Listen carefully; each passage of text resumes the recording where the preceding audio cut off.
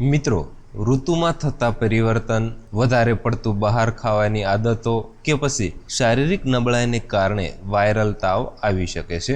Viral તાવ આપણી રોગ પ્રતિકારક શક્તિને નબળી પાડે છે. તો ચાલો મિત્રો, આજે આપણે આ વિડીયોમાં વાયરલ તાવના કેટલાક ઘરગથ્થુ ઉપાયો વિશે માહિતી મેળવીશું.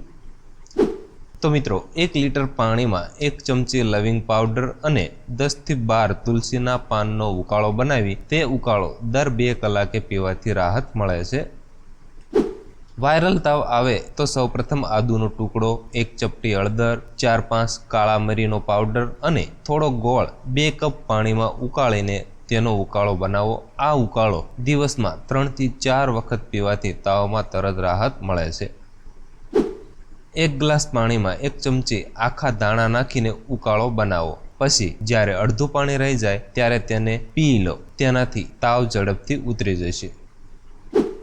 1 ચમચી મેથીના દાણાને 1 કપ પાણીમાં આખી રાત પલાળી રાખો. સવારે પાણીને ગાળીને તેમાં લીંબુના રસના થોડા ટીપા અને 1 ચમચી મધ નાખીને પીવાથી તાવમાં રાહત થશે.